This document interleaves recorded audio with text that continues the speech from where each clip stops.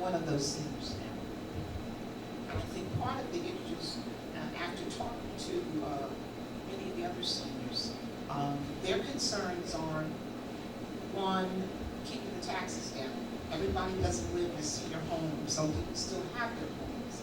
One of the things I also feel that should be done is we should reduce all of the fees for seniors, including PMUA, not based on your income, but based on the fact that you're a senior. Second thing, and I'm talking to me on this, in terms of activities, we need to figure out ways so that they can get transportation.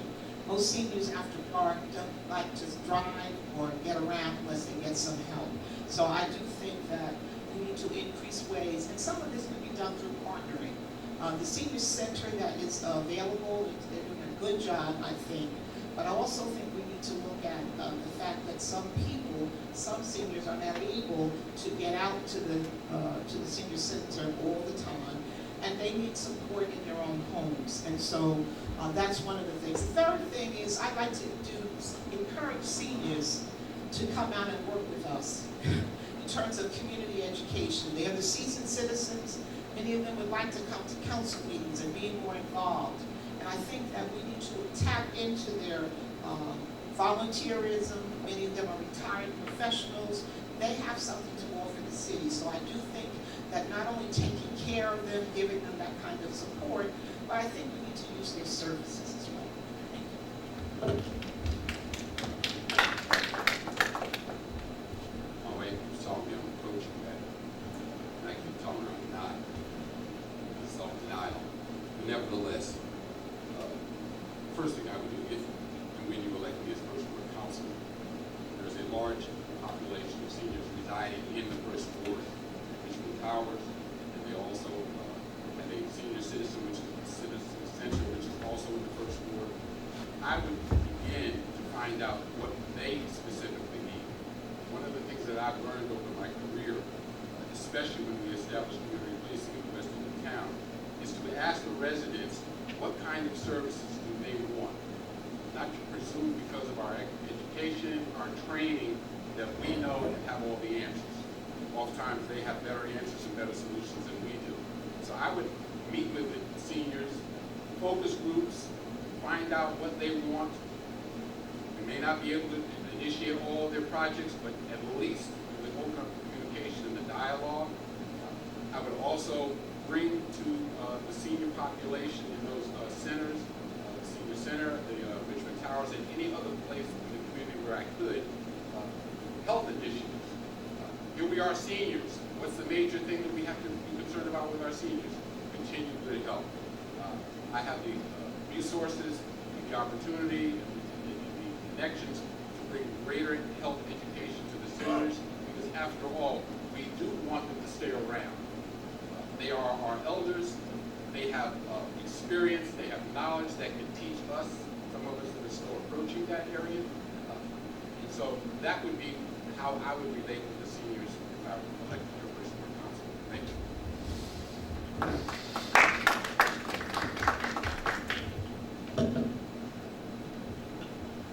As soon as I get elected as councilman for the second and third ward, again, as I said with my mother, then the seniors here have been forgotten.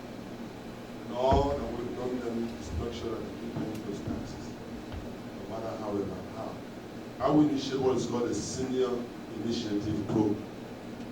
And that will include, but not include, some medicals and legal professionals. They do have a program that they can give. If you remember, there used to be a time that we used to have what is called a doctor's house call. And they come to houses with their little medication boxes, and they do treatment. The question I ask, what has happened to those? So somebody has to initiate that. I will build that bridge so that these seniors will not have to be going during the winter time trying to get to the doctor, to the hospital. And another thing that I started doing when they used to be on Roosevelt and East Front Street, when I do have my computer company on the North Avenue, is that I used to set up a little computer lab where they would learn how to go to the internet, how they can use few of those things. I don't think that is in place now. That was when Naacp was mayor, and I had initiate. And I will also initiate what is called the property tax reduction completely.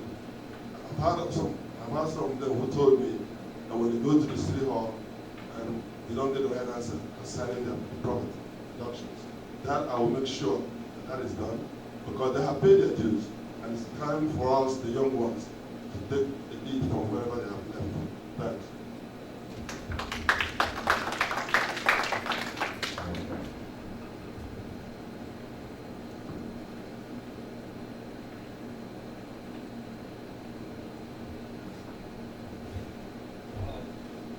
I'm a senior.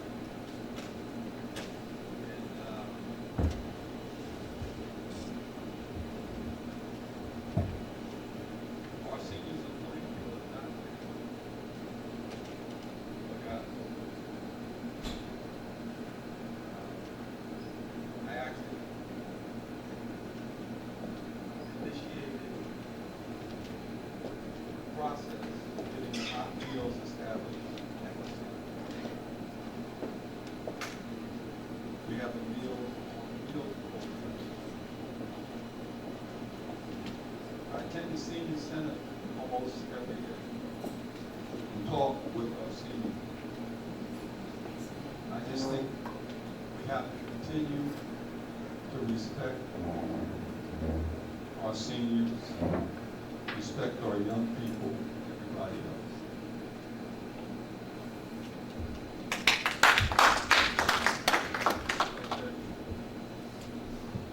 Combine two questions into one. First part, are you in favor of full-time mayor? Second part is, do you think we need a senior staff office in the city of Plainfield? Stop.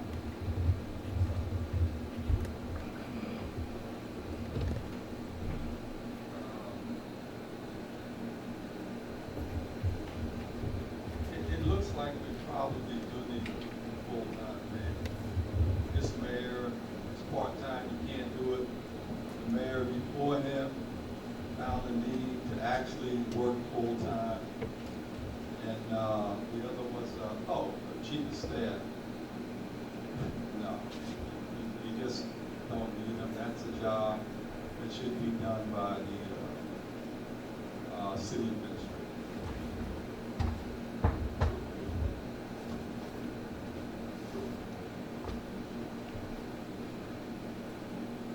I think we do need a full-time mayor. I see the middle class mayor. I know every day she's in the office, every time she's in the office. And I have to ask, when does she have time? I thought it was a part-time. So with that, I begin to feel that, yes, it should be made full-time. But I vehemently disagree with the chief of staff. I brought this to the current administration yesterday in the campaign, and I will not support chief of staff because it's a small city. You do have other areas that I believe city administrators and all other positions can help. So the issue of the chief of staff, I would not agree.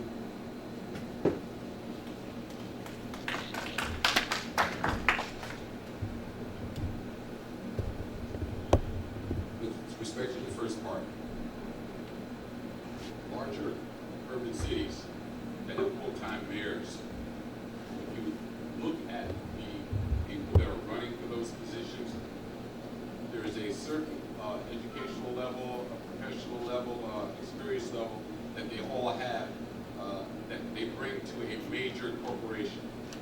Now, we have to remember that the city of Plainfield is a major corporation, multi-million-dollar corporation. And if you're going to have a president and CEO, and I'll use that term over the city, then it ought to be someone, if you want them full-time, it ought to be someone who fits a certain professional, educational, and experience criteria. With all due respect to all the mayors that have come in the past, they've all been, and by charter, it is a part-time position.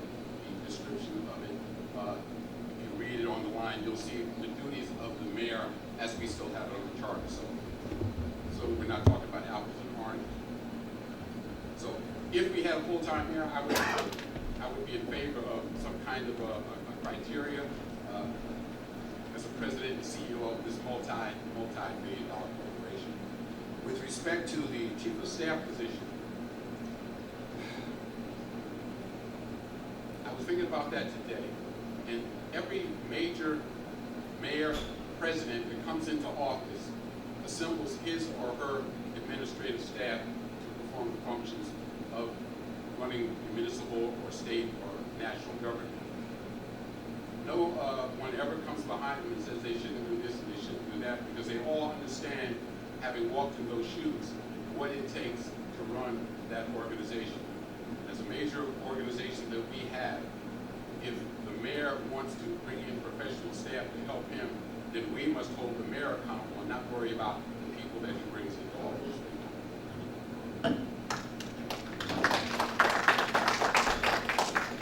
Yes, we need a full-time mayor. Should have had one a long time ago.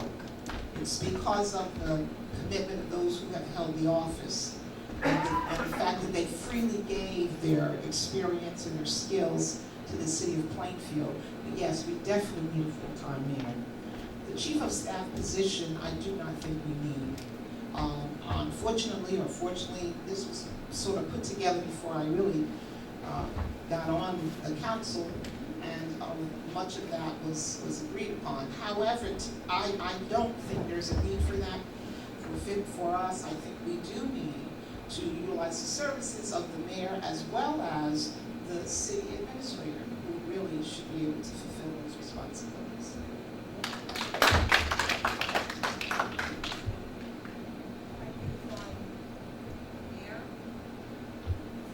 Part-time job has been a part-time job for as long as I've been a citizen of the city and that I can remember.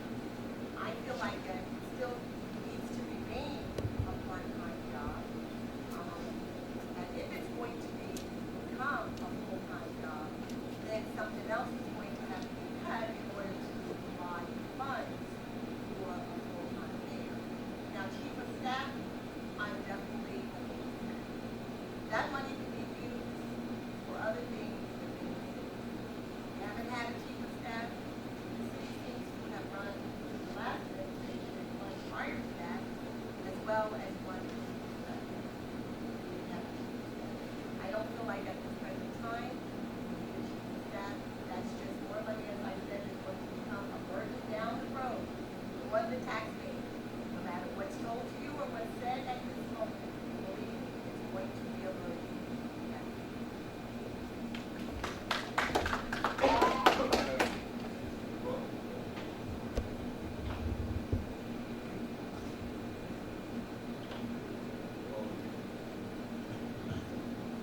With all due respect to my council candidate colleague, which talks about the fact that the money, chief of staff position can be used for better things for our taxpayers. You have to keep in mind that she, by way of her household, supported giving away $1 million of our taxes.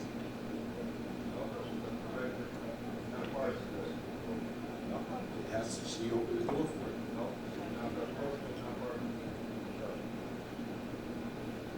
Very different, but I'll respect your decision. Next question. How will you address crime in Plainfield? Multiple questions. Sorry, could you repeat the question, please? Here's a my question, multiple part. How will you address the current crime problem in Plainfield as it relates to the entry population, and it relates to the fact that in 1985 you've increased the police department by 100%?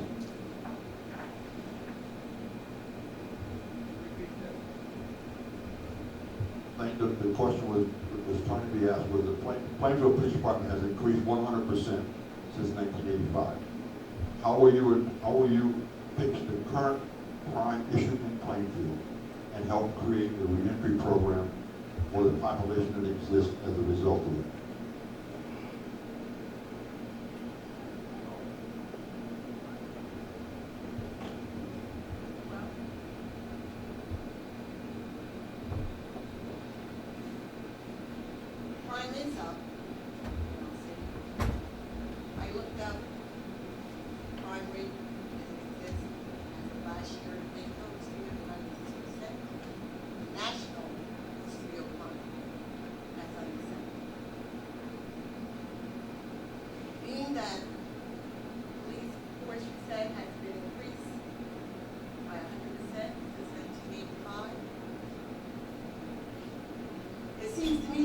to increase it some more. Because what I observed going around the city, crime is rampant, and it don't seem like we have enough police present available. So if it was increased in 1985, it needs to be increased again to 2014. Yes, we do need some re-entry program. I look around at the ones that are being released out of prison, and they're just adding to the population. They have no job, a lot of them have nowhere to stay, and they're just adding on to the burden of the population of the city. I would like to see our city develop some programs to put these people into school, teach them something, and allow them to come back into the population and to be able to take care of themselves. Otherwise, you should keep them incarcerated. Because if you let them out here and they only have means of support of welfare, that's a form of incarceration. Give them an opportunity. They did the time of the crime, let them back into life.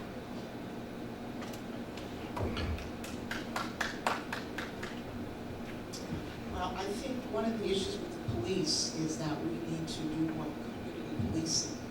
I also think that in the police department, we need to really enforce the residency ordinance for them so that we have people who are committed beyond the enforcement issue of what it means to be a police officer, and that will work in the community and work with the community. As it relates to other issues, they tend to deal with image, the perception that crime is rampant in Plainfield. And I think that's the rest of us. We have to begin to address the image issues in Plainfield. It is not that it's so bad that we're afraid to come out of our houses. We have to speak up on behalf of Plainfield and begin to address building our image. The people who will have that, who will do that, are people who didn't tend to live here. In terms of the city council, what we're trying to do, as I said earlier, we're looking into the notion of making us a city of character, where we can begin to address working together and the positive side of Plainfield. And I believe that the city council should be a part of that.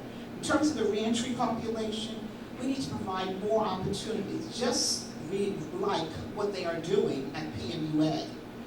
Many of those young men, many of them I taught, are now able to hold themselves up and have dignity in working because they're working at PMUA. That, I think, was a stroke of genius. And lastly, in terms of reentry, I do think we need to do more partnering. Faith-based organizations in other towns, there are programs focused on reentry, the reentry population, and we need to put our heads together, think out of the box, identify developers who are going to come in our town and create some jobs for us as well, particularly with this population in mind. Thank you.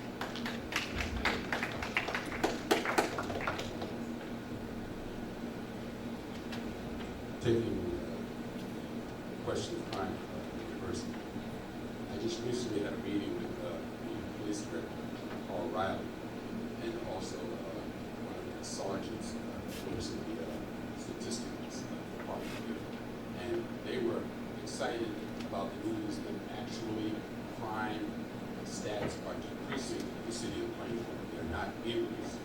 I agree with Councilwoman Taylor that there is a negative perception that we have to overcome. But in terms of violent crime, it is actually decreasing in the city of Plainfield for the past year. With respect to Mr. Gore asked about the police division since 1985 doubling 100%, I have to take issue with that. Brother, having been in that agency for a number of years, in 1985, while I was employed there, we had approximately 147 police officers, sworn police officers. I worked there, sir. I was in charge of that. So if it would double, there are police officers here substantially. If it would double, it would mean that we have over 300 people sworn in the police department right now. And the council people that are here, sitting in this room, know that's not true. It's a city budget. So right now, the police division is staffed at approximately 150 people. So if it's doubled now, that means we had 75 in 1975, 1985, and that is not true when I was there.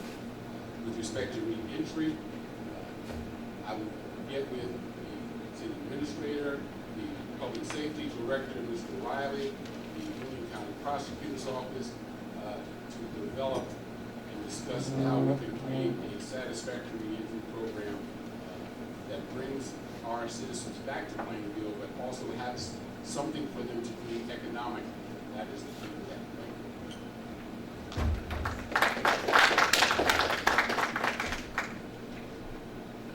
As soon as I'm elected, I know in the vocational school, on having trained most of the trained persons. I think there are some programs that we can work together with, which is called a private-public partnership. And that private-public partnership will include the faith-based and also the municipal company. We will create a program that can allow the ex-offenders to be able to retrain. Some of them don't even complete their high school. So we will also help them to complete the high school diploma. Now, having said that, most of the problems that some of them have in terms of job opportunities has been their records. And until something is done with those records, it's going to be difficult no matter how much they train. So the first thing that I will do is to work with the police department and the legal department to come up with what is called a pro bono funding attorney that will look into expunging those records to allow them to benefit from the vocational training. And at the same time, I will also work with the police department to create more foot soldiers. That's what we call it as a patrolling police department, patrolling on foot, and also ambassadors. Now, these are what we call the old techniques, and this will help us to continue to do the crime down since it's been done since last year.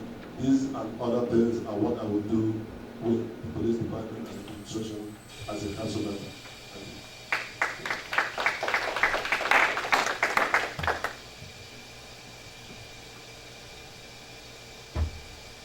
Well, the best thing we can do is get police to live in Plainfield. About 70% of them don't live in Plainfield. Crime has been going down for a while. I think that we may have two things holding us.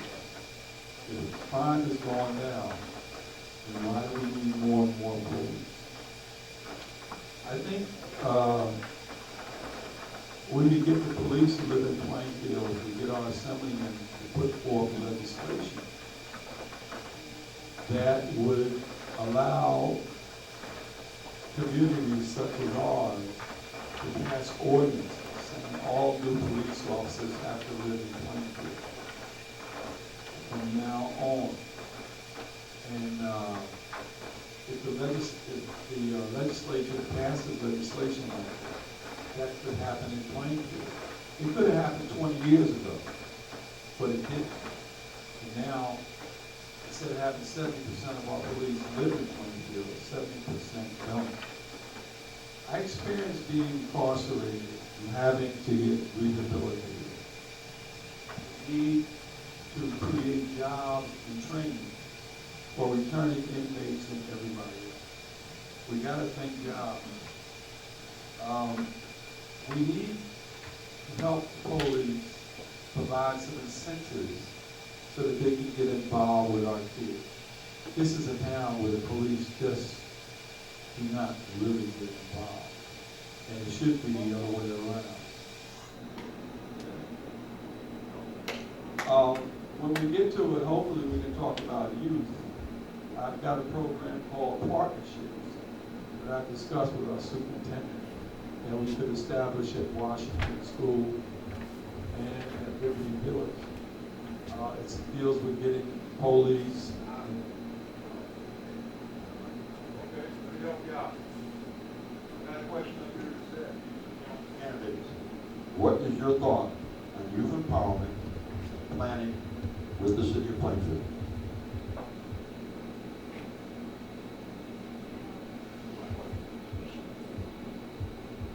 Let me repeat the question. The question is written to me, what is your thought on youth empowerment in the city of Plainfield and program to foster that?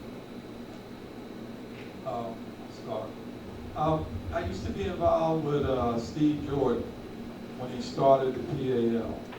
There just weren't that many police involved. There were a few good ones. And like I said, most of them don't live in Plainfield, and that's where they're going to make their community safe, where they're going to park their car, barbecue their food, and relax. I talked with the superintendent of schools when I was on the board. She agreed with a program to work with our youth that would bring men together at Washington School and to work with our children. It would involve police, firefighters, churchmen, and supported by the council, the Board of Education. At Washington School, which is in the 3rd Ward, we would have food, cheap food, pizza, hot dog.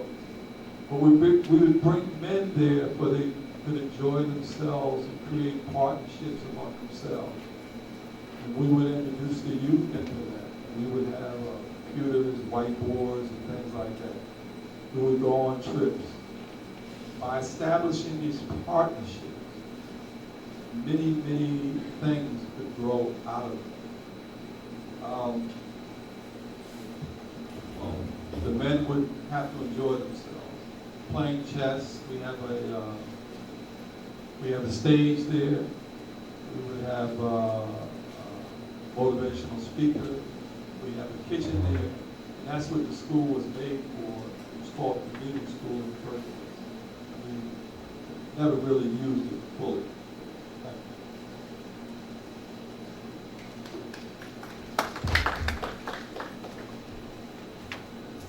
I do agree that there is a need for youth empowerment. In most other countries, mostly in Europe, they do have programs that they call, I believe it's called VTS, which is Youth Empowerment Summit. And that is what I propose, that's what I'm proposing. If you look at some of my initiatives on my flyer, that there should be a youth summit program that will bring all the youth, not just on the brain, because when people meet together and do what is called brainstorming, a lot comes out of what we call think tanks in the IT field. So I will bring that to begin to address how the youth will participate. Not necessarily the job now, but also in the future. If you look at it, there are some other municipals that have started training even as young as 12, 14 years old in what we call mock municipal government. They begin to be involved in how the city is governed. And at that point, they develop interest in where that may lead them to. And also, when we talk about the summit, we can bring all of them together because of the networking has helped the industry. I believe that the youth empowerment program, the youth empowerment summit is overdue. And if I'm given the opportunity as a council person, I will work with some of the people that I know of and have this program to begin to implement and implement.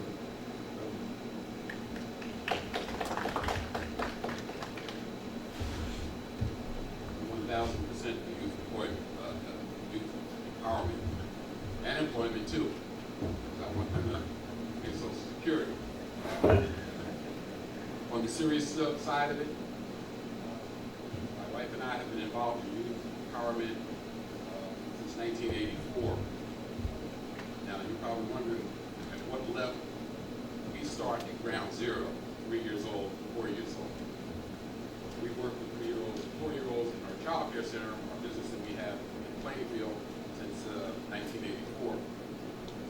We track them, elementary school, high school. Many of them have gone on to become lawyers, accountants, doctors, professional athletes. So we're constantly involved, and I'm constantly involved in youth empowerment. In 1991, when I mentioned earlier about that $2.4 million grant for community policing, a component of that was youth empowerment. We called it the Safe Haven program. Our police officers were actively involved with the youth at Washington School to the point where when the kids in the after-school program designed their own plays that they would produce, we had the police officers as actors and participants in that also. So we've been constantly involved with the youth since my career here in Plainfield. There's another organization in Plainfield that working at a higher level, the New Horizons program, working with high school seniors and juniors and sophomores, preparing them for college so that they can move on and rest and hopefully come back and bring their experience and expertise to Plainfield. So I'm all for all that, have been involved in it since 1984, and will continue to do so no matter what. Thank you.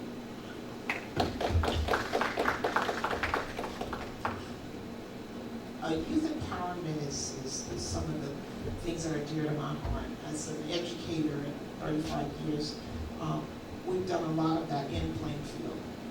We have lots of talented people in Plainfield, not only seniors but professionals who would be happy to give of their time to help young people.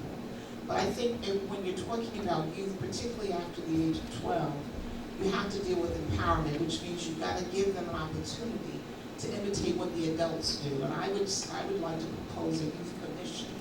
On one of my trips that I've taken lately, I did find that other cities are doing that. And that means a youth commission, not just for the overachievers or the students who are doing well, including them, but also for the so-called gangbangers who address the street culture issues. And I applaud the notion that the police should be a part of that.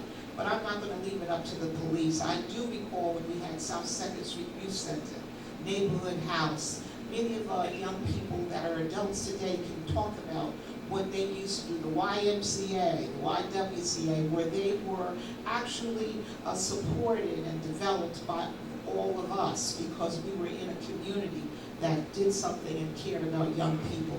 We have to return to that. I think a youth commission does not have to cost a lot of money. You can start with the naturalness in Plainfield, which is to partner. We like to partner with one another. I remember the PAL program. I worked in the school system, and we did have a lot of support from Steve Jordan and others. I now serve as the liaison with the Board of Education, and I know that I can continue to do that, not only with my expertise and past experience, but with a sense of commitment, because that's the Plainfield I believe in.